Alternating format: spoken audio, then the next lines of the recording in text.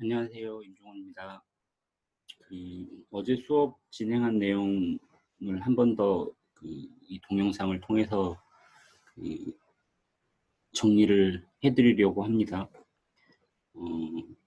일단 그 어트랙터 예제가 크게 세 개가 있다라고 말씀을 드렸고, 하나는 포인트를 이용했고, 다른 하나는 커브 또는 커브들을 이용을 했었고, 지금은 어떤 이미지에서 데이터를 추출해서 추출된 데이터를 어떤 조형 뭔가 지오메트리를 만드는데 이용을 해보도록 할게요.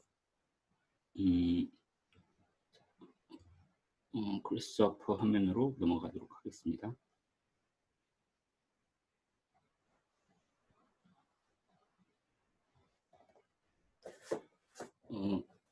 어저께 수업을 하면서 제가 좀 두서없이 얘기를 했던 것 같아서 오늘 다뤄야 되는 내용에 대해서 일단 적어놨어요. 왼쪽에 보면 패널에 이미지 샘플러를 빼서 쓸 거고, RGB 값을 이용하는 방법, 그 다음에 브라이트니스, 밝고 어두운 정도를 이용하는 방법에 대해서 조금 설명을 드릴 거고, 그 다음에 서페이스를 가지고 이제 작업을 할 건데, 디바이드 서페이스라는 컴포넌트를 써서 거기서 나오는 포인트와 UV 데이터를 이용을 해서 그 이미지 데이터를 이제 추출을 할 거고, 그 다음에 이제 어제는 안 다뤘던 내용이긴 한데 도메인 스퀘어에 대해서 조금 알려드리려고 해요.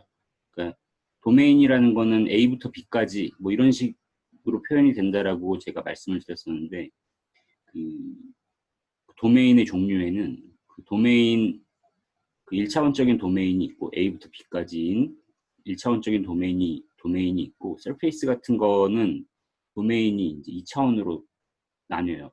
그래서 A부터 뭐 U 방향은 A부터 B까지이고 V 방향은 C부터 D까지이고 이런 식으로 나뉘어질 수 있는데, 그거에 대해서 조금 설명을 드리도록 할게요. 디바이드 도메인 스퀘어가 아니고 디컨스트럭트 도메인 스퀘어입니다.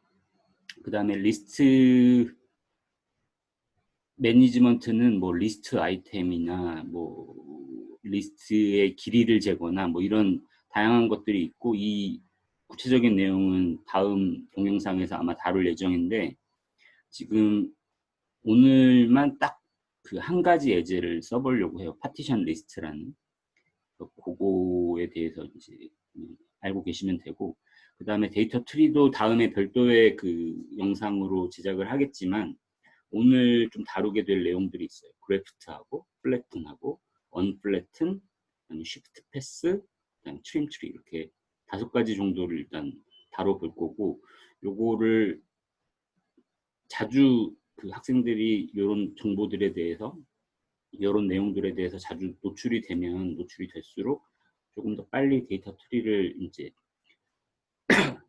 트리에 숙달될 수 있을 것 같아서, 이제 지금 당장 필요한 예제는 아니더라도 이 예제에서 여러분들이 공부를 할 수 있었으면 좋겠다라는 차원에서 조금 더 한번 넣어봤고요. 사실 그 이미지를 이용해서 어떤 패턴을 만들어내는 거는, 아니 원만 그린다라고 하면 지금까지 했던 저희가 포인트 어트랙터도 마찬가지고 커브 어트랙터도 마찬가지고 원만 그린다고 하면 쉽게 그냥 갈 수 있어요.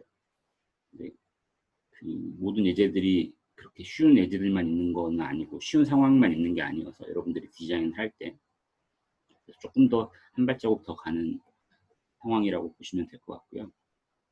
일단은 그 서페이스를 하나를 만들어서 시작을 했었죠, 어저께.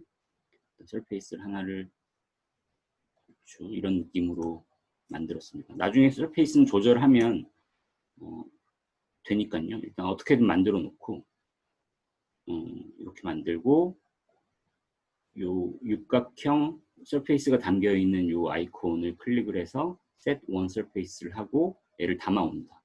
그리고 얘네들은 다 하이드를 시켜 놓을게요. 자, 그래서 요 서페이스를 디바이드 서페이스 컴포넌트로 일단 담아와요. 디바이드 서페이스 컴포넌트로 담아오고, 그다음에 그렇게 되면 U 방향으로 몇 개, V 방향으로 몇 개 해서 포인트들을 일단 추출을 해주죠. 그래서 지금 여기 나오는 아웃풋 3개 중에 우리가 눈에 보고 있는 보이는 어떤 아웃풋은 포인트만 있는 셈이에요. 지금 현재로서는. 그리고 이제 여기다가 서클을 일단 그려 넣는다. 이렇게. 이게 이제 기본적인 구조죠. 우리가 커브를 디바이드를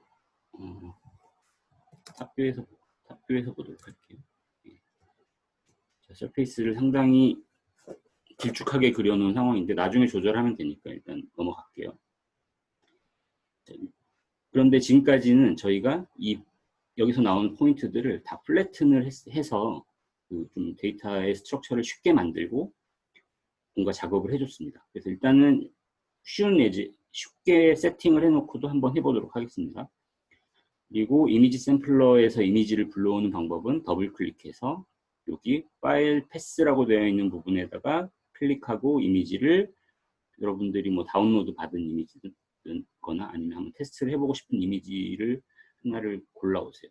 저는 이번에도 꼴비제 사진을 이용하도록 할게요.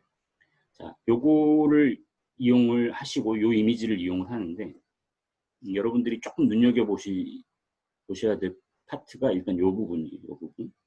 이미지가 가져왔는데 이미지의 사이즈는 0, 여기가 0,0이고 여기가 1,1인 그런 세팅이에요. 여기서부터 여기까지 거리가 1이고 여기서부터 여기까지 거리가 1인 식으로 1이라는 형식으로 지금 세팅이 되어 있고 우리는 이 이미지의 어느 특정한 점에서 스포이드를 찍어가지고 그 이미지의 밝고 어두운 정도를 데이터로 추출을 한다. 그래서 여기 이 부분 지금 제 마우스가 있는 부분은 0,2, 0,2인 위치에다가 마우스 스포이드를 찍어서 그 밝음의 정도를 추출한다라고 보시면 될 것 같아요. 근데 만약에 여기 모나리자라고 되어 있는 이 부분을 클릭을 하면 이게 바뀝니다. 1부터 1400, 1부터 1400. 이 이미지의 정보, 이 이미지가 원래 1400 픽셀 곱하기 1400 픽셀이었던 것 같아요. 한 번만 체크를 해볼게요. OK를 누르고 폴더로 가서 한번 체크를 해볼 텐데 잠시만 기다려주세요. 아카데믹스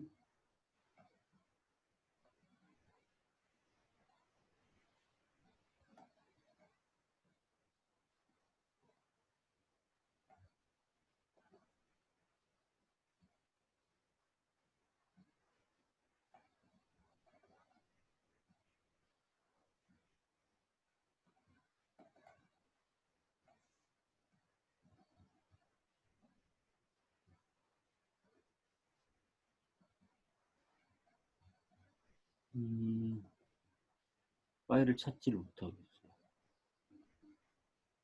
꼴에 있구나. 자, 여기 보면 이미지가 있고 이미지에 꼴비지 할아버지의 사진의 해상도를 살펴보면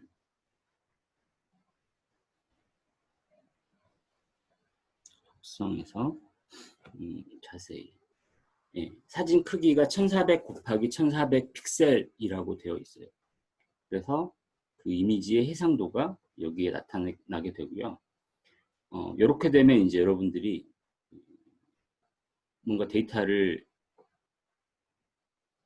가져올 때, 이 이미지에서부터 데이터를 가져올 때 여기는 맨 아래쪽은 1,1 위치에서 점이 찍혀야 되고 맨 위쪽 오른쪽 위는 1400, 1400이라는 위치에서 점이 찍혀야 되는데 여러분들이 눈치채셨겠지만 이 서페이스를 아까 제가 나중에 조절할 수도 있다라고 말씀을 드렸잖아요. 서페이스가 조절이 막 돼버리면 그 데이터를 이 절대적인 값으로 추출을 하기가 쉽지가 않아요. 다시 한번 말씀을 드리면 여기서 이 제가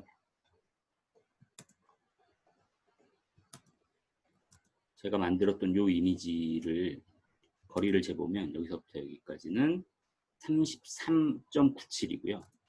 여기서부터 여기까지는 55.765라는 데이터예요. 그래서 만약에 이 데이터를 이용해서 이 이미지 어떤 정보들을 추출을 하려면 이 이미지를 얼추 이렇게 바꿔주셔야 39.7이었죠. 39.7부터 50 얼마였는지 정확하게 기억은 안 나는데 뭐 이런 식으로 0부터 하는 게 좋겠죠. 0부터.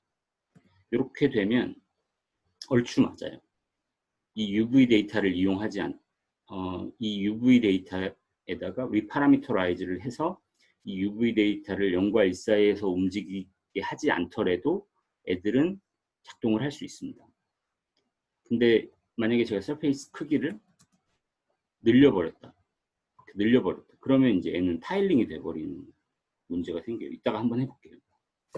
그래서 가장 중요한 거는 애를 0부터 1, 0부터 1 이런 식으로 세팅을 해놓고 여기 이 데이터를 0과 1 사이에서 움직이게끔 세팅을 해주시는 게 가장 쉬운 방법입니다. 일단 넘어갈게요. 그래서 얘도 마찬가지로 플래튼, 지금까지 저희가 했던 방식대로 쉬운 데이터 스트럭처를 이용을 한다라고 했어요. 그래서 UV 데이터를 여기에 연결하고 그 다음에 여기서 나온 값을 그냥 레디어스에다가 바로 연결하면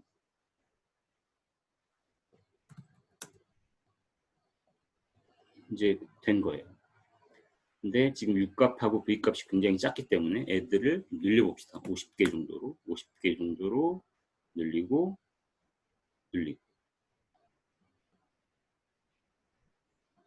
그렇게 되면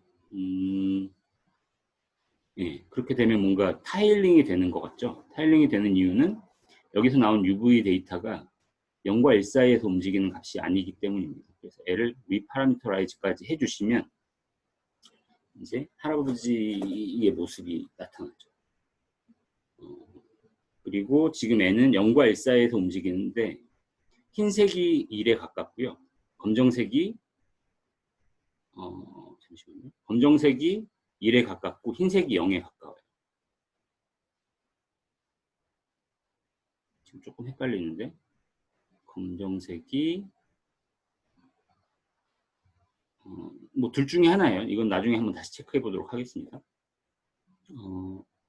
이렇게 체크를 한번 해볼게요. 컨트롤 C, 컨트롤 V를 하고 저 MD 슬라이더라는 걸 이용해서 0.5, 0.5니까 약간 인중 정도 되는 위치인데 거기에다가 데이터를 입력을 하고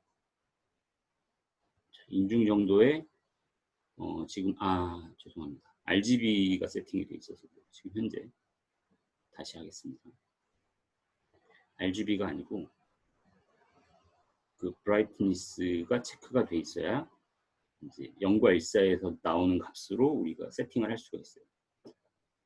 그래서 검정색이 0에 가깝고 흰색이 1에 가까운 데이터를 제공을 해요.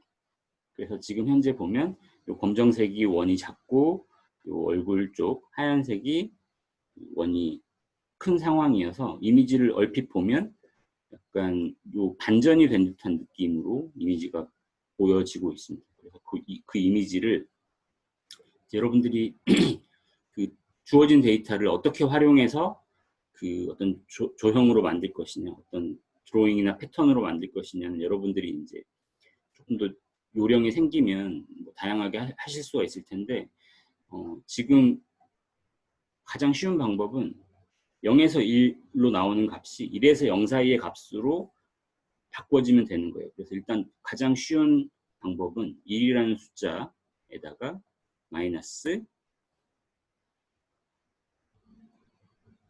1 빼기 여기서 나온 숫자를 적용을 하면 이제 이미지는 다시 반전이 되죠.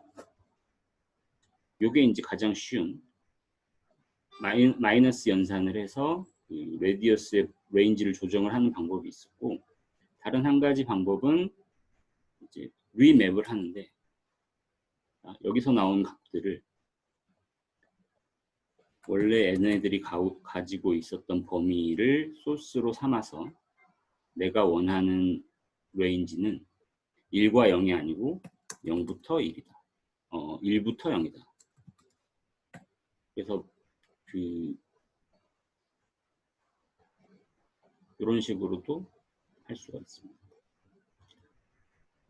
아주 미세하게는 차이는 날 거예요. 왜냐하면 여기서 나온 값이 0과 1 사이 0부터 1이 정확하게 아닐 수 있기 때문에. 그러니까 0부터 1이었다라고 하면 이 범위가 0부터 1이었다라고 하면 여기서 나오는 값들도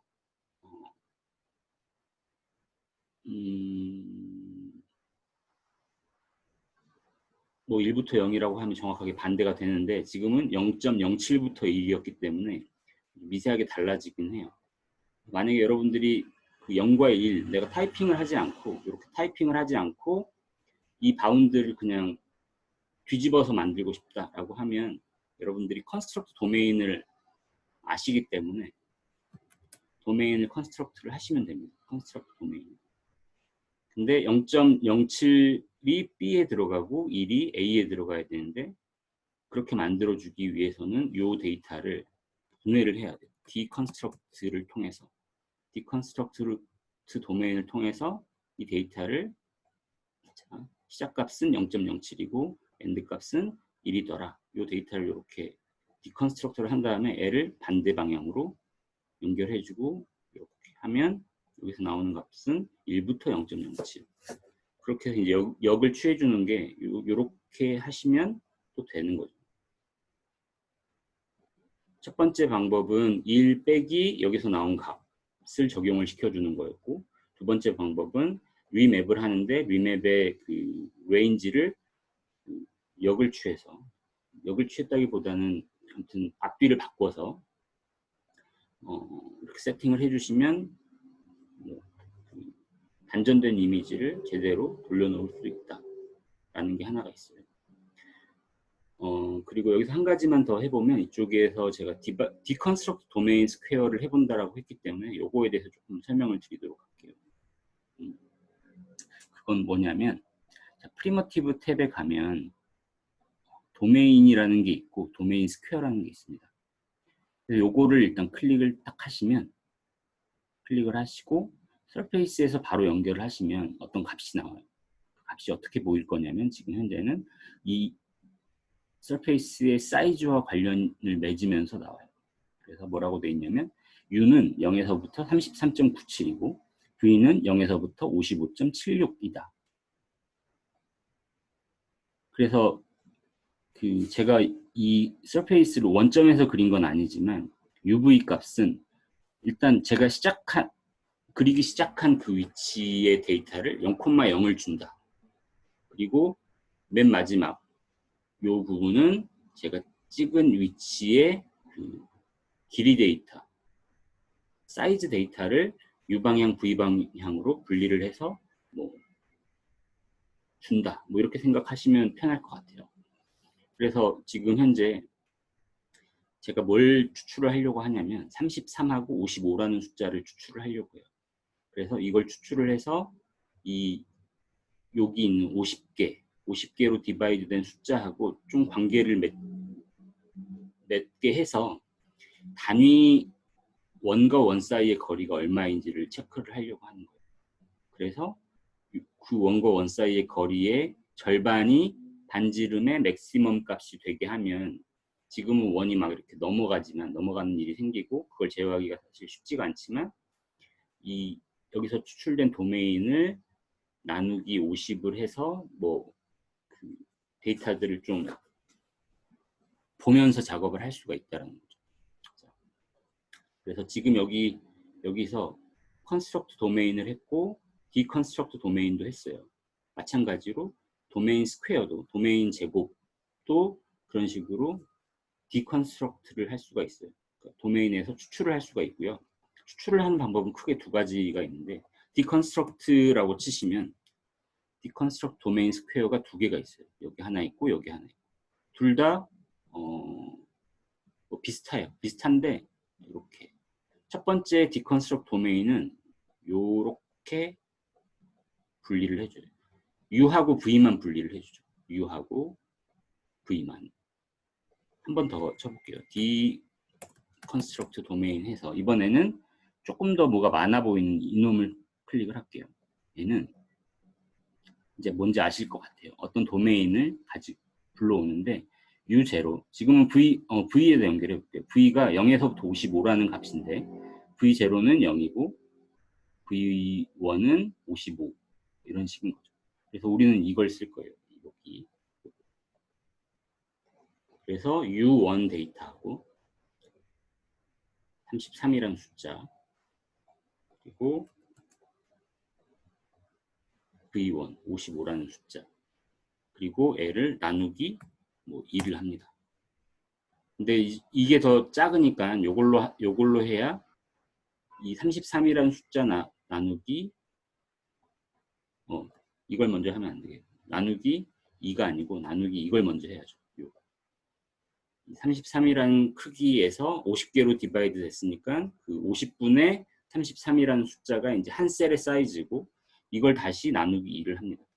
다시 나누기 2를 하면 이게 이제 반지름 최대가 될 수 있는 반지름의 사이즈가 이게 되는 거고 리맵을 할 때 이 데이터를 이용해 주면 좀 더 좋을 것 같아요. 그래서 지금은 이 값이 리맵을 이렇게 합시다. 리맵을 우리가 원래 그냥 아무렇게나 2부터 0.2 이런 식으로 썼다라고 해요. 이런 식으로. 그러면 원의 크기가 되게 커져가지고 뭐 벗어나잖아요. 근데 이거를 컨스트럭트 도메인을 해서 도메인을 하고 시작값은 그냥 저희가 임의로 한번 줄게요. 0.005 정도로 A에다가 일단 주고 B에다가는 요걸 줍니다. 요거. 가장 커질 수 있는 반지름 그리고 L을 타겟으로 연결하고 보면 원의 사이즈가 다 되게 작네요. 그리고 나서 L을 이제 역을 취해 줄게요. 이제는 제대로 보이게 하기 위해서. 아이고.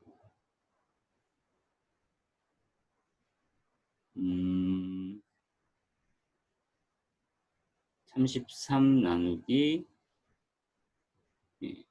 요걸 한번 연결해서 볼까요? 이걸 연결해서 보면 55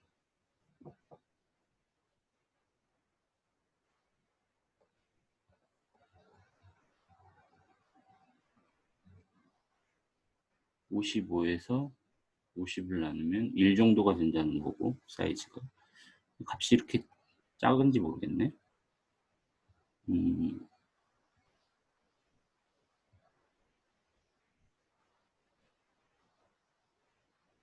여기서 나온 밸류를 바운드도 체크를 했고 여기는 0.37에서부터 0.02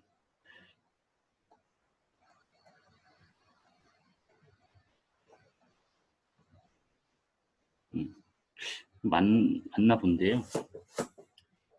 나누기 2를 하긴 해야 되고 나누기 2를 하고 여기서 가지고 오면 제가 생각했던 것보다는 원이 좀 작아가지고 여기가 33이고 여기서부터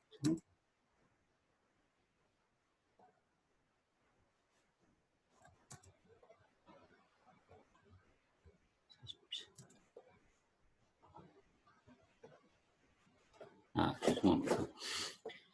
여기서 한 가지 여러분들이 버그가 있어요. 이 버그라기보다는 좀 오류가 생기는데 이런 일이 커브에만 있는 줄 알았는데 면에 대해서도 생기네요.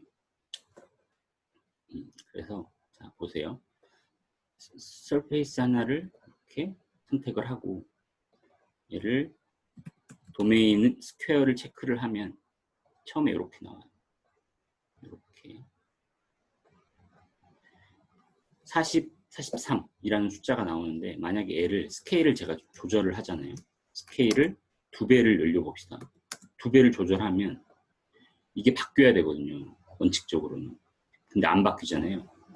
얘도 마찬가지예요. 얘도 아까 제가 서페이스를 만들고 한번 스케일을 늘려버렸거든요. 그랬더니 UV 데이터가 그게 반영이 안 되는 문제가 생기더라고요. 그래서 요거는 좀 주의를 기울이셔야 되는 게 커브도 마찬가지예요. 커브도 제가 뭔가 그려놓고 길이 값이 정확하게 있는 거를 그립시다. 길이를 그리는 커브를 그리는데 여기서부터 여기까지 거리가 10이다. 50이다. 50인 커브를 이렇게 그려요. 그리고 얘를 set one 커브 한 다음에 그다음에 얘를 도메인에다가 바로 연결해 볼게요. 도메인에 연결을 하면 결과는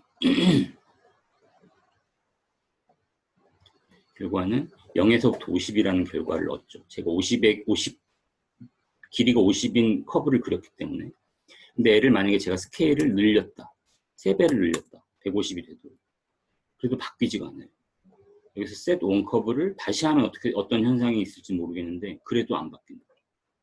그러니까 지금 얘는 다시 제가 여기서부터 똑같은 거를 라인을 이렇게 얼추 그리면 비슷하게 그리면 컨트롤 C 해서 set one 커브 해서 봅시다. set one 커브 얘를 가져오면 얘는 이렇게 나와요. 원래 길이가.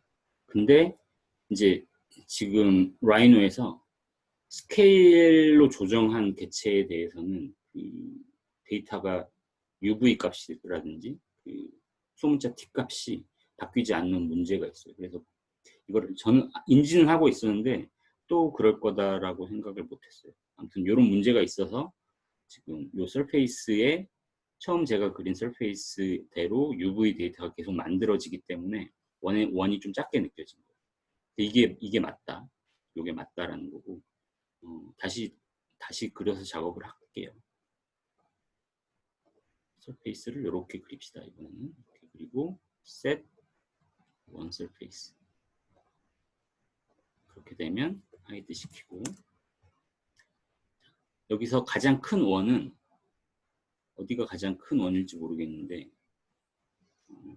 가장 큰 원은 지금 현재는 요 방향 기준이거든요. 요 55라는 단위 여기서부터 여기까지가 55라는 사이즈고요. 요거를 50개로 나눠서 한 1점 얼마가 되는 사이즈보다 작은 원인 거고 그래서 가득 찼으면 좋겠는데 가득 차진 않네요. 이렇게 입력을 해보면 조금 더 찰 거고 이거 나누기 한 가지 잘못한 게 또 있어요. 2 여기다 2를 나눴어야 되는데 숫자가 왜 3이 들어가 있는지 모르겠네요.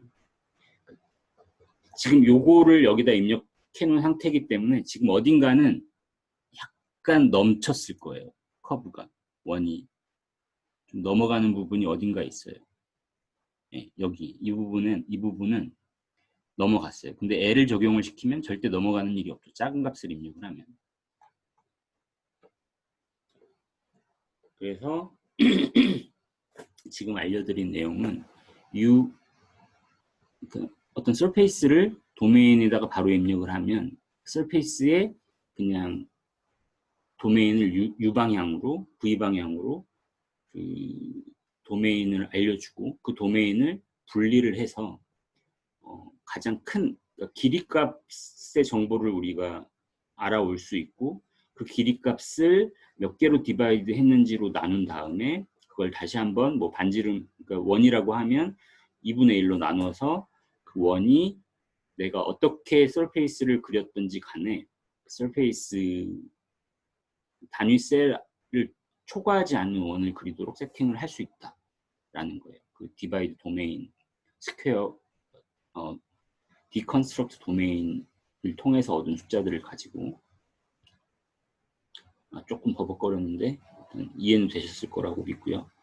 자, 요게 이제 저희가 그냥 쉽게 데이터 스트럭처를 전혀 안 바꾸면서 포인트는 그냥 다 한 부대에 담은 거죠. 한 그룹핑으로 했고 UV 값도 한 그룹핑으로 만들었기 때문에 이게 별도로 이제 우리가 뭔가 만질 필요가 없는 상황이었어요. 근데 이제 일반적으로 여러분들은 데이터 스트럭처를 이렇게 플래튼을 시켜놓고 가는 것보다는 플래튼 말고 플래튼이 안 되고 얘도 플래튼이 안 되고 이렇게 되는 편이 좀 더 좋습니다. 제 경험상 그래요. 그리고 지금 이렇게 작업이 돼 있으면 어떤 문제가 생기냐면 딱 이 부분에서 지금 이 부분에서 제대로 비교를 못해요. 지금 이 서페이스에 대해서 이 이미지에 대해서 추출되는 데이터들이 이렇게 한 그룹, 이렇게 한 그룹 이런 식으로 그룹핑이 져 있어요. 그러니까 밝은 쪽에서는 이 범위가 다 밝네. 그러니까 여기서 추출된 데이터들이 여기 어떤 레인지 제가 세팅한 여기 지금 현재 0부터 0.01이라는 이 레인지로 세팅이 돼버리면 아주 미세하게 어떤 부분에서는 되게 적나라하게 표현이 될 수도 있고요. 여기는 다 0.5였어 값이. 그리고 여기는 다 값이 0이었다. 그러면 0이었던 애는 다 0이었던 애는 가장 다 0이었는데 어떤 애는 0.0이고 어떤 애는 0.1이고 막 그랬다고 쳐요. 얘는 0이었던 애가 0이 되고 0.1이었던 애가 1이 돼버린 거예요. 이 라인에서는. 이 라인에서는 어떤 애는 0.499, 어떤 애는 0.51이었는데 0.49가 0이 돼버리고 0.51이 1이 돼버리는 그런 상황이 생기는 거예요. 그래서 여기서 이 라인하고 이 라인이 뭔가 밸런스가 안 맞게 이제 반지름이 그려지는 상황이 생긴다는 거죠. 그래서 이제 여기서는 플래튼 트리 같은 거를 해서 이 데이터는 다시 한 부대에 담는 거예요. 지금 여기서 나온 데이터가 이제는 이걸로 봅시다. 파란 뷰어로 보면 그냥 하나의 브랜치 안에 2601개의 데이터가 다 들어오고 그 데이터들끼리 비교를 하는 거예요. 그래서 너는 0이고 나는 1이고 그러니까 나중에 0과 2 사이 값으로 치환이 된다라고 하면 0은 0으로 가고 나는 2로 갈 거야. 뭐 이런 식으로 되는데 그래서 플래튼이 돼야 맞죠. 플래튼을 여기서 시켜가지고 작업을 연산을 시켜주게 되면 그때부터는 이제 이렇게 연결하면 돼요. 이렇게 연결하고 하면 되는데 이제 이게 바로 R값에 연결이 되면 여러분들이 딱 보시기에 아시겠지만 데이터가 막 끊어진 데이터가 이렇게 쪼개진 애들하고 데이터가 안 쪼개진 애들하고 지금 연산을 하고 있기 때문에 얘는 문제를 일으켜요. 여기서는 한 그룹에 한 10개씩 한 그룹에 10개씩이 아니죠. 지금 현재 50개씩 있는데 여기는 한 그룹에 2601개가 있어서 얘는 각 점에 원이 50개씩 더 그려진다라고 보시면 돼요.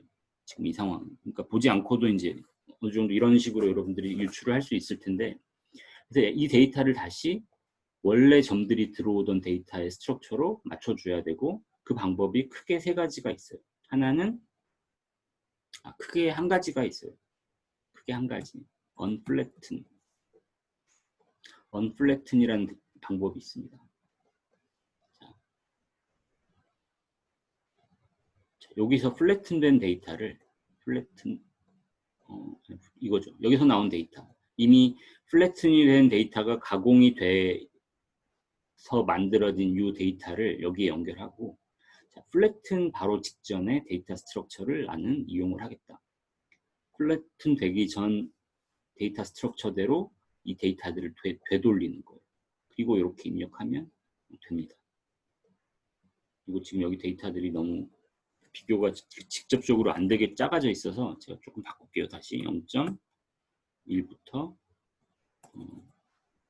0.1 정도로 합시다. 1부터 0.1 사이에서 움직이도록.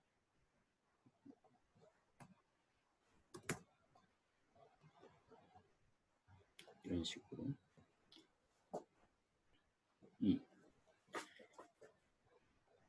그래서 언플래튼을 하게 되면 이제 우리가 원하는 데이터 스트럭처를 맞추면서 이미지가 제대로 표현이 되도록 만들었어요. 또 어떤 방법이 있냐면요. 언플래튼 말고 아까 여기서 지금 제가 리스트 매니지먼트에 있는 어떤 애를 쓰면 애도 그 역할을 할 수가 있어요. 파티션 리스트라는 리스트. 얘는 지금 현재 여기서 그 나온 점이나 UV 데이터들은 애초에는 쪼개져 있다라고 말씀을 드렸어요. 요렇게, 요렇게, 요렇게 그룹핑이 져 있는데 얘네들을 지금 여기서 그룹핑이 다 해제가 된 상태인데 얘네들을 다시 파티션을 쳐서 얘네들을 다시 아까 형식으로 아까 데이터들이 그룹핑된 형식으로 바꿔주겠다. 이렇게 하면 되는 거예요. 요 데이터들을 파티션을 치는데 원래 데이터가 파티션이 몇 개였는지 한번 봐요. 여기서 보면 원래 데이터들이 파티션이 몇 개까지 담고 있었는지를 보게 되면 자, 50개가 아니고 0부터 시작하니까 51개씩 들어가 있죠. 한 그룹에 51개. 그래서 이 51이라는 숫자가 여기 들어오면 돼요. 여기 51이라는 숫자가 여기 S에 들어오면 이제 그 첫 데이터를 51개씩 끊어주는 역할을 합니다. 그래서 그 51이라는 숫자를 바로 입력을 할 것인지 51 이렇게 입력을 할 것인지 아니면 우리가 앞에 썼던 어떤 거를 이용을 할 것인지 결정을 해야 되는데 당연히 앞에 썼던 숫자를 이용을 해야죠. 그래서 지금 U방향으로 50개를 나눴는데 거기서 나오는 결과가 점 데이터가 51개가 나오기 때문에 여기서 플러스 1을 해가지고 50 플러스 1 그리고 얘가 여기가 아마 사이즈라고 되어 있네요. 사이즈에 넣고 얘를 이렇게 연결하면 작동할 겁니다.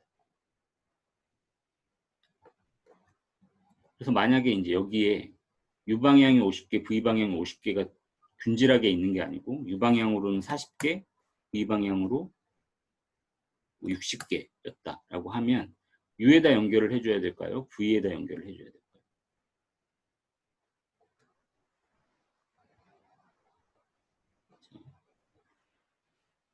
여러분들이 한번 해보시고 체크를 하시면 돼요. 제가 봤을 때는 U방향이 맞아요. V방향이 맞나? V방향이. 제가 봤을 땐 U방향이 맞다고 했는데 너무 당연하게도 V방향이 맞는 상황이 됐어요. 자, U방향으로 예, 맞죠. U방향으로는 몇 개로 그룹핑이 될 거냐고 V방향으로는 그 안에 몇 개의 아이템이 있을 거냐 하기 때문에 V방향에 몇 개의 아이템을 우리는 입력을 해주는 거라서 V방향이 맞죠. 조금 헷갈릴 수 있는데 이거 아니면 저거기 때문에 그냥 한 번씩 해보시면 될 것 같아요.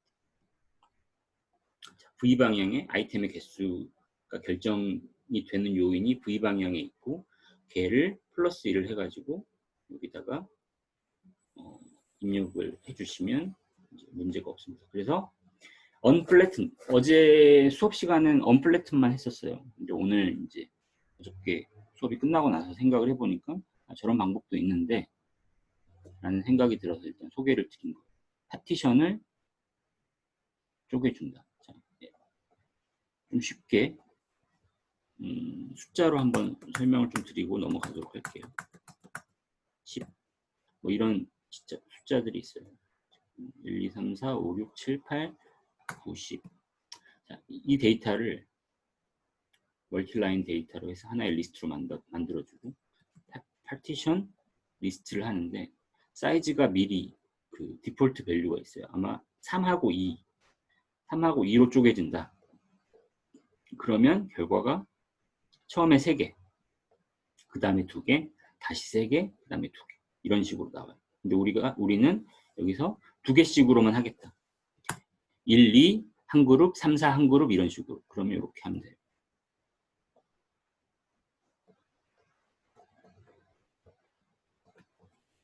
그래서 파티션 리스트를 할 때는 굳이 그러니까 상황에 따라서 조금 다르긴 한데 이런 단일 숫자가 아니고 3, 2 이런 식으로 패턴 주고자 할 때 그런 식으로 숫자들을 입력하기도 하는데 이거는 정말 그 어떤 예제가 저한테 주어져야 이걸 할 생각이 나는 거예요. 그 전까지는 여기에 두 개를 넣는다라는 생각은 잘 안 하게 되고 하나를 이렇게 넣어서 5개로 구분을 하겠다. 그러면 두 그룹으로 나뉘어지겠죠. 이런 식으로 많이 쓴다라고 생각하시면 될 것 같아요. 자. 그리고 이제 우리가 이 데이터를 그대로 쓰고 여기에서 나온 데이터만 좀 가공을 해서 썼어요. 이게 이제 일반적으로 저희가 많이 하는 방법인데 반대의 경우가 또 있어요. 지금 이 예제를 가지고 반대를 찾기는 좀 그런데 일단은 요거는 서페이스를 디바이드 해가지고 한번 봅시다. 다른 서페이스를 디바이드 해서 서페이스 하나를 만들어서 불러올게요. 이렇게 서페이스를 하나 만들었고 얘를 불러올게요. 불러왔고 하이드. 그리고 디바이드를 또 해볼게요. 디바이드 서페이스를 디바이드를 하고 좀 쉽게 보기 위해서 4개로만 쪼개고 그 다음에 3개로 쪼개볼게요. V방향. 그래서 점의 개수가 이제 비교적 좀 적은 상황이 됐고, 자, 이 포인트들을 곧바로 폴리라인 명령으로 폴리라인을 이용해서 이 포인트들을 잇는다라고 하면 이제 여러분들이 조금 아시죠? n의끼리만 연산을 한다. 이 그룹핑된 그룹 내에서만 연산을 한다라는 걸 알고 계세요. 그래서 포인트가 서로 관계를 맺으면서 라인이 세그먼트가 생기거나 하지 않아요. 이게 이제 약속을 한 거죠. 데이터를 이렇게 매니지를 하기로, 데이터를 이렇게 컨스트럭트를 해주기로 이제 그래스하퍼에서는 약속한 거다라고 보시면 될 것 같고, 얘를 이제 하나의 그룹으로 만드는 방법이 크게 3가지가 있습니다. 하나는 여러분들이 가장 쉽게 아시는 게 플래튼이죠. 플래튼을 하면 지금 여기 데이터 스트럭처가 이걸로 볼게요. 요 파란 뷰어로 보면 이 데이터 스트럭처는 자, 5개의 브랜치가 있고 그 안에 4개씩 점이 있다. 좀 줄여볼게요. 줄이면 자, 5개의 브랜치가 있어요. 1개, 2개, 3개, 4개, 5개의 브랜치가 있고 그 안에 점이 하나, 둘, 셋, 하나, 둘, 셋, 하나, 둘, 셋 이런 식으로 이렇게 있는 게 원래 데이터를 이제 디바이드 서페이스 명령 컴포넌트를 이용하면 이런 식으로 데이터를 꾸려주는데 이 데이터를 우리가 조절할 수 있는 게 자, L을 이렇게 연결해볼게요. 플래튼에다가 연결할게요. 플래튼에다 연결하면 이 플래튼된 데이터의 스트럭처는 하나의 브랜치 안에 15개의 아이템이 있다. 이게 그냥 하나의 브랜치가 되는 거고 그래서 점들이 하나, 둘, 셋, 넷, 다섯, 여섯, 일곱, 여덟, 아홉, 열, 열하나, 열둘, 열셋, 열넷, 열다섯 이런 식으로 그냥 순서가 매겨진다는 거예요. 그래서 폴리라인을 바로 여기다가 그리면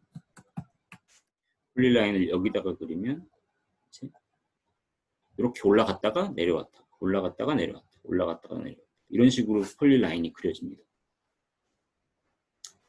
또 하나의 방법은 쉬프트 패스라는 게 있어요. 쉬프트 패스는 어떤 데이터를 받아서 그 데이터에 자, 지금 현재 이 데이터를 보고 있는 거예요. 이 데이터에 디폴트로 여기가 옵셋이라고 돼 있거든요.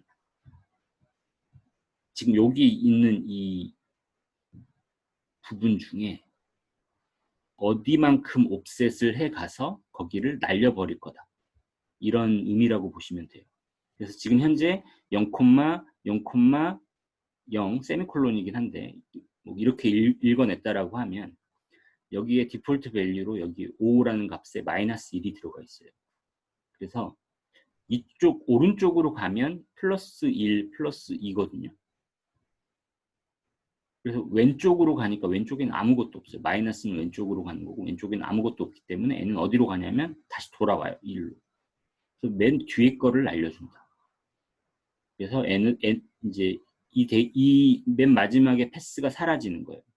패스가 사라지고 여기서 그냥 닫혀요. 대괄호로 닫히고 0,0이고 0,0이고 0,0이고 0,0이고 0,0이다. 그러니까 여기에 있던 데이터들은 다 한 부대에 들어가면서 순서만 자, 내가 제일 위에, 그다음 너, 그다음 이런 식으로 정렬이 데이터가 바뀌는 거예요. 스트럭처가. 그래서 요거를 보시면 똑같은 결과인데 뭐가 다르냐면 플래튼을 한 데이터는 그냥 여기가 다 통쳐서 0이 되는데 쉬프트 패스 데이터는 0이 아니고 0, 세미콜론, 0의 스트럭처를 가지고 있어요. 만약에 옵셋에다가 내가 마이너스 여기서 마이너스 2부터 2까지로 왔다 갔다 한번 해봅시다. 마이너스 2를 입력을 해볼게요. 마이너스 2를 입력을 하면 자 여기서부터 시작해서 이렇게 돌아와서 애 하나 치고 애까지 치는 거예요. 그러니까 0만 남잖아요. 0만 남는 거예요. 만약에 여기서 이게 0이었다. 0이었다라고 하면 0이었다라고 하면 아무 변화도 일어나지 않아요. 아무것도 날리는 게 없다. 1이었다. 그러면 이제 여러분들이 상상할 수 있죠. 1이었다. 그러면 맨 앞에 거가 사라져요. 그리고 두 번째 거하고 세 번째 거가 남고 그래서 데이터 스트럭처는 크게 변하지 않아요. 차수라고 부르는 요 데이터들, 대괄호 안에 있는 데이터들만 조금 바뀌었을 뿐이지 큰 스트럭처는 바뀌지 않았어요. 2를 입력해도 마찬가지겠죠. 2를 입력하면 여기 두 번째 0하고 0 얘네들을 다 날리고 0, 1, 2, 3, 4만 남고 큰 스트럭처는 바뀌지 않습니다. 요건 좀 바뀌지만 그래서 쉬프트 패스라는 게 있고 쉬프트 패스는 정말 많이 써요. 그래서 쉬프트 패스는 꼭 기억을 하시면 좋아요. 그리고 거의 대부분 쉬프트 패스는 디폴트 밸류로 쓴다. 맨 마지막 한번 요 놈만 날려주고 필요하면 쉬프트 패스를 한 번 더 쓰면 되는 거예요. 자, 여기서 한 번 더 쓰면 이렇게 되는 거죠. 쉬프트 패스는 좀 꼭 기억을 하셨으면 좋겠고 이 쉬프트 패스하고 거의 비슷한 게 이제 트림 트리라는 게 또 있어요. 트림 트리도 봅시다. 이 데이터를 가져왔어. 지금 디폴트로 뒤에 숫자 1이라는 값이 있어요. 그리고 얘를 보면 얘는 숫자 1이라는 값. 1을 입력을 했더니 얘 맨 뒤에를 날렸다. 이렇게 생각하시면 될 것 같아요. 만약에 얘가 2였다. 저 트림 트리를 자주 안 써가지고 저도 뭐 잘 알지는 못하는데 2를 날렸다? 그럼 뒤에서부터 2개를 날린 것 같아요. 3개를 날리면 empty가 되네요.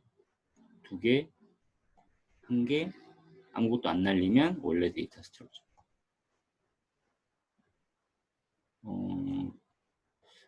뭐 되게 비슷한데 저는 왠지 모르게 쉬프트 패스를 많이 쓰고요. 트림 트리를 거의 안 쓰는 것 같아요. 여러분들이 좀 상황에 맞춰서 아마 용도가 좀 달라지는 상황이 있을 수도 있을 것 같아요. 제가 정확하게는 모르겠는데 그래서 한 번 더 여러분들 상황에 맞춰서 여러분들이 좀 적용을 달리 한번 해보시면 될 수도 있겠다라는 생각이 듭니다. 그래서 지금 오늘 다룰 내용 중에 대부분 설명을 드렸는데 이제 어저께 UV에 대해서 조금 알려드렸기 때문에 지금 이 영상에서는 제가 UV에 대해서 말씀을 많이 드린 건 아닌 것 같은데 지금 끝나기 전에 한 번 더 정리를 하고 넘어가도록 할게요. 그리고 deconstruct domain, partition list, flatten, unflatten, shift, trim 이제 안 한 게 그래프트만 안 했는데 그래프트는 뭐냐면 그래프트는 플래튼에 약간 반대되는 개념이라고 보시면 될 것 같아요. 플래튼은 데이터의 스트럭처를 그냥 뭐가 어떻게 됐든지 간에 그냥 한 부대에 담아버리는 거예요. 뭐 그 순차적으로 뒤로 가고 그 한 단계 뒤로 가고 뭐 이런 게 아니고 그냥 모든 데이터가 쪼개져 있는 데이터들을 그냥 한 부대에 담아버리는 역할을 한다라고 하면 그래프트는 모든 데이터를 가지치기 한다라고 보시면 돼요. 어떤 데이터든 간에. 자, 예를 들어서 애가 지금 현재 이런 데이터의 스트럭처를 가지고 있어요. 5개의 브랜치가 있고 3개의 아이템들이 들어있는 상황. 근데 애를 그래프트를 하면 어떻게 되냐면 모든 아이템 하나하나가 각각의 브랜치가 되는 거예요. 보세요. 자, 원래 여기서 나온 데이터들은 요 000에 3개, 001에 3개 이런 식으로 들어있었는데 지금은 000에 차수가 하나가 확장이 되면서 여기에도 1개, 0001에 여기에도 1개, 0002에 여기에도 1개. 자, 이런 식으로. 그래프트를 해야 할 때가 꽤 생깁니다. 그래프트 예제는 조금 이따 한 번 더 알려드릴 거고. 자, 그래프트를 보니까 이제 여러분들이 조금 내가 쉬프트를 언제 써야겠다 라는 생각이, 쉬프트 리스트를, 패스를 언제 쓰면 되겠다라는 생각이 이제 좀 드시죠. 그래프트를 해가지고 어떤 연산을 했어요. 그리고 나서 얘를 다시 그 이전 데이터 스트럭처로 바꾸고 싶을 때는 대부분 쉬프트 패스를 쓰면 됩니다. 그러면 여기 추가로 000까지는 000에 3개가 있었는데 0000, 0001, 0002가 되면서 그 데이터가 이제 쪼개지는데 그 쪼개진 데이터들이 하나씩 전부 그냥 한 브랜치 안에 하나의 데이터가 만들어지는데 걔들을 다시 한 부대에 담고 싶다. 그 전 상태로. 그럴 때 이제 쉬프트 패스를 쓰면 이제 되는 거고. 그러면 다시 돌아오는 거죠. 000, 001, 002, 003, 004. 그리고 3개씩. 이렇게 해서 한번 그래프트를 해서 연산을 좀 해줄 필요가 있고, 그리고 그 그래프트를 다시 되돌릴 때 쉬프트 패스를 쓰면 되게 쉽게 되돌릴 수가 있다라는 거고요. 그리고 마찬가지로 그래프트를 플래튼된 애에다가 그래프트를 했다 라고 하면, 플래튼된 애에다가 그래프트를 하게 되면 이렇게 원래 0이었는데 차수가 하나 늘어나면서 15개였던 거를 다 한 개씩으로 쪼개줘요. 마찬가지로 쉬프트 패스로 되돌릴 수 있죠. 이렇게 됩니다. 자, 한 가지만 더 할게요. 이번에는 뭘 할 거냐면 XYZ라고 치시면 포인트를 컨스트럭트 하는 게 있어요. 포인트를 컨스트럭트 할 수가 있습니다. 그래서 X에 어떤 값을 넣고 Y에 어떤 값을 넣고 Z에 어떤 값을 넣으면, 지금은 0, 0, 0이라는 숫자들이 다 들어가 있어서 X에도 0, Y에도 0, Z에도 0이라는 숫자들이 들어가 있어서 포인트, 원점에 포인트 하나가 만들어졌어요. 근데 제가 시리즈를 이용해서 X에다가 시작값이 0이고 증분이 1이고 개수가 10개, 그러니까 0부터 9까지 숫자들이 만들어지거든요. 얘를 X에다 연결하면 어떻게 될까?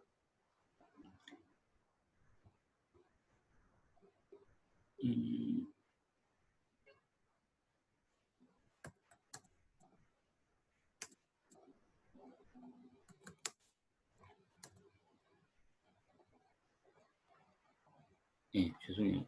제가 너무 작게 잡고 있었어요. 0, 1, 2, 3, 4, 5, 6, 7, 8, 9 해서 총 10개의 점이 만들어지고 그 위치에 X점이 찍혀 있는 거고, Y는 계속 0이고 Z도 계속 0이에요. 만약에 이제 Y도 똑같은 방식으로 Y도 너도 0과 0부터 9까지 왔다 갔다 하는 숫자야 라고 하게 되면 여러분들 어떻게 보일 것 같아요? 이렇게 보여요. 자, 0, X가 0일 때 Y 0하고 연산을 하는 거예요. X가 1일 때 Y 1하고 연산을 하는 거고, X가 2일 때 Y 2하고 딱 한 번씩만 하는 거예요. 근데 여러분들이 이제 나는 그게 아니고 이게 X가 이거고 Y가 요거니까 점 그리드가 나타났으면 좋겠는데 라고 생각하셨을 수도 있죠. 그렇게 되면 여러분들이 이제 어떤 방법을 쓰시면 되냐면 결론부터 말씀을 드리면 여기에 그래프트를 해주시면 돼요. 요 데이터에다가 그래프트를 해주시고 연결을 하면 점 그리드가 만들어집니다. 점 그리드가 만들어진다는 얘기는 여기 있는 데이터들이 지금 현재는 요거하고 이놈하고 연산을 하는 거예요. 연산을 0하고 0하고 1하고 1하고 지금 요 n의 두 개를 연산을 시키면 그렇게밖에 안 돼요. 근데 그래프트가 된 n은 데이터 스트럭처가 이렇게 쪼개집니다. 0하고 1하고 그 9가지 숫자들이 있는데 걔네들이 다 한 개의 그룹 안에 있어요. 그러니까 n은 지금 이 애랑 애를 따지면 나는 하나밖에 없고 얘가 9개니까 10개니까 나는 다 해야지. 그래서 0이 0으로 가고 0이 1로 가고 0이 2로 가고 이런 식으로 해서 x가 0일 때 y는 0이기도 했고 1이기도 했고 2이기도 했고 3이기도 했고 이런 식으로 점들이 계속 매핑이 되어 가요. 자, 1일 때는 0이 있네. 0. 그다음에 1이 있고 1. 이런 식으로 해서 점들이 다 매핑이 돼요. 그래프트를 하게 되면. 자, 그래프트를 해서 점이 만들어졌기 때문에 여기서 얻어진 결과는 예를 들면 자, 봅시다. 자, 여기서는 10개의 데이터가 있어요. 여기도 10개의 데이터가 있죠. 여기에 이제 한 개씩 들어가 있어요. 그리고 만들어진 점은 총 100개의 점이 있어야 될 텐데 그 100개의 점들이 이런 식으로 0 아까 그래프트 된 그 차원대로 만들어져 있어요. 그래서 여기에 대해서 10개, 여기에 대해서 10개. 얘를 쉬프트 패스를 하게 되면 맨 뒤에 놈이 없어지면서 데이터 스트럭처는 그냥 한 브랜치 안에 100개의 점 이런 식으로 바꿀 수가 있다는 겁니다. 예, 그래프트까지 설명을 드렸고요. 다시 앞쪽으로 좀 가서 UV에 대해서 한번 말씀을 드리도록 할게요. UV는 여기 아래쪽에서 설명을 할게요. UV는 일단 커브에 대해서 한번 알려드리고 커브 set one 커브 디바이드 커브를 해요. 디바이드 커브를 했고 여기서 이제 여러분들이 못 봤던 컴포넌트를 하나 정도 더 알려드릴 거예요. 디바이드를 했고 프리뷰 일단 놔둡시다. 그러면 여기 포인트가 나와요. 포인트. 점을 3개로만 디바이드 할게요. 3개로만 디바이드해서 점의 개수가 이제 4개인 상태고 UV도 처음에 4개가 나오죠. 그리고 길이가 충분히 커서 여기가 0이고 여기서부터 여기까지 거리는 얼추 84 정도가 되는데 이것도 설명을 좀 드리고 갈게요. 제어점을 켤게요. 제어점을 켜고 폴리라인으로 그려보겠습니다. 폴리라인으로 이렇게 그렸어요. 그리고 이 폴리라인의 랭스를 그냥 라인 위에서 한번 체크를 해봐요. 랭스. 그랬더니 나오는 값이 84.942 값. 그래서 여러분들이 지금 제어점이랑 관계가 있어요. 지금 폴리라인을 그렸더니 여기에 이 마지막 점의 값이 폴리라인의 길이였다라는 걸 여러분들이 좀 아시면 좀 도움이 될 것 같아요. 이 커브의 길이는 84보다 훨씬 짧을 거거든요. 65 정도밖에 안 돼요. 근데 여기 끝값의 파라미터가 84나 된다라는 거는 이 커브가 어떻게 그려졌느냐, 이 커브의 그 컨트롤 포인트하고 관계를 맺는다라고 보시면 되고, 그래서 이제 여러분들이 특히 그래스하퍼에서는 그 원본 커브가 되게 중요해요. 여러분들이 커브를 막 이렇게 그렸다고 쳐요. 되게 듬성듬성 그리다가 여기서 점을 막 엄청 가까이서 이렇게 찍었어. 그러면 요거에 set one 커브 해서 디바이드 커브를 하게 되면 여러분들이 예측하지 못한 결과가 나올 수가 있어요. 디바이드 커브는 이제 균질하게 디바이드가 되는데 이 데이터의 t-밸류를 한번 보시면 t-밸류가 좀 웃겨요. 8, 그러니까 간격이 굉장히 갑자기 여기서 엄청나게 막 늘어나잖아요. 이 마지막 점에 가까워질수록. 그런 문제가 생기는데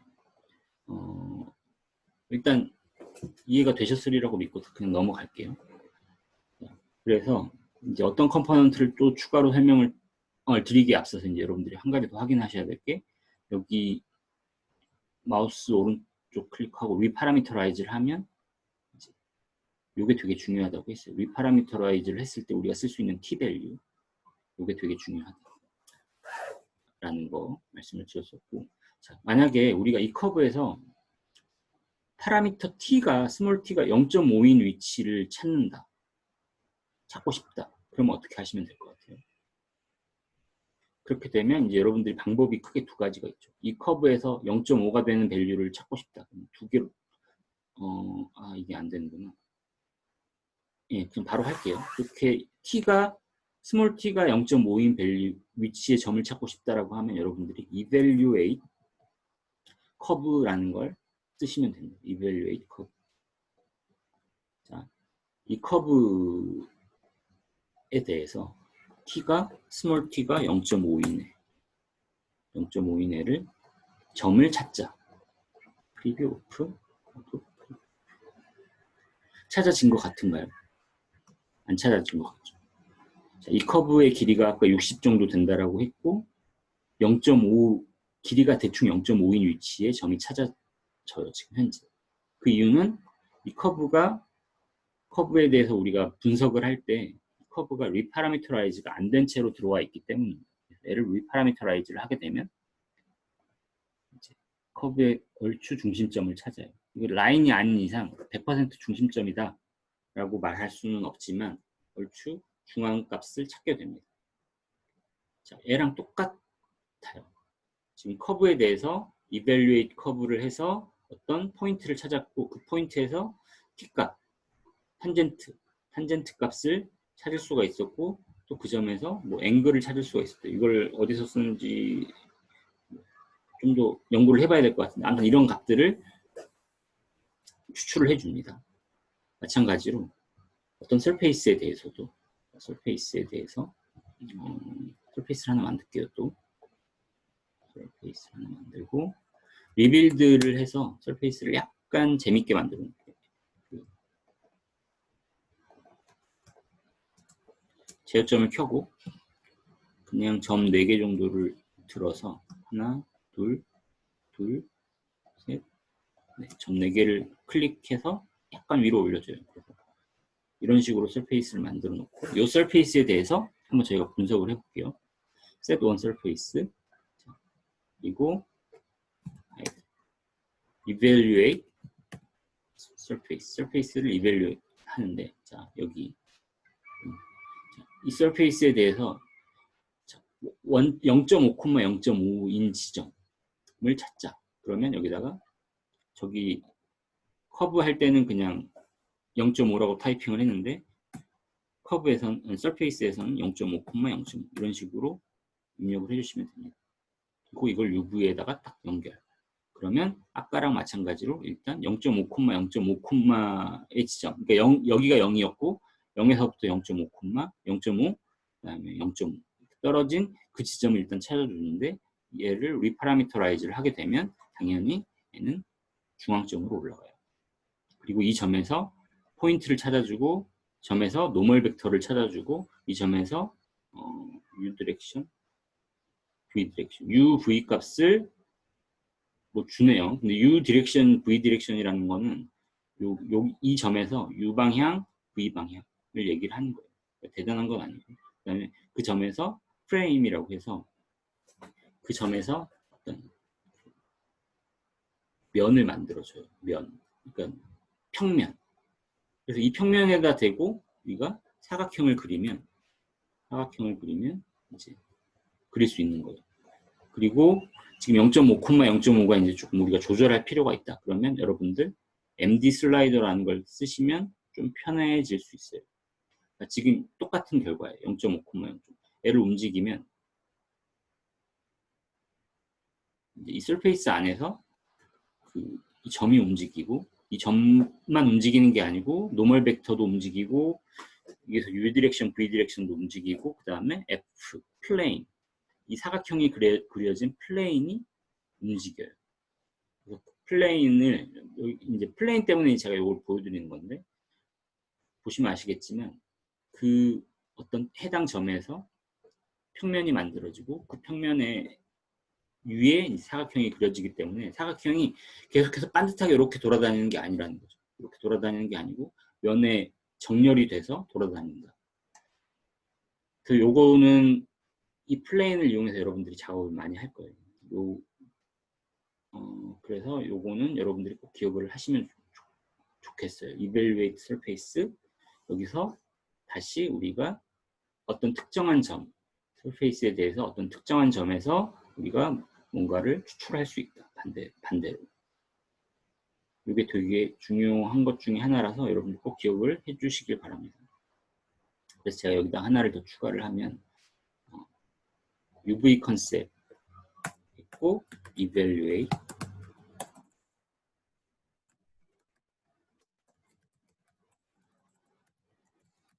라는 컴포넌트, 커브도 마찬가지고요. 얘네들을 이 예제를 통해서 기억을 해주시면 좋겠습니다. 일단 오늘은 여기까지 하고, 이 다음 예제는 이제 뭐 앞으로 갔다가 뒤로 갔다가 막 그러기도 조금 할 건데, 다음 예제는 커브에 대해서 지금 이미 많은 걸 다뤘기 때문에 조금 더 추가적인 게 이제 들어간다라고 생각하면 되는데, 커브하고 리스트에 대해서 다룰 거예요. 그래서 리스트는 기본적으로 이제 커브는 포인트를 연결해서 이제 커브가 만들어지잖아요. 그리고 그 포인트들은 하나의 리스트 안에 주로 담겨 있게 되는 경우가 많고, 그리고 그 리스트의 그러니까 그 포인트들을 어떤 식으로 우리가 매니지를 할 수 있는지를 다음 시간에는 알려드리도록 하겠습니다. 오늘 여기까지 하도록 하고요. 수고하셨습니다.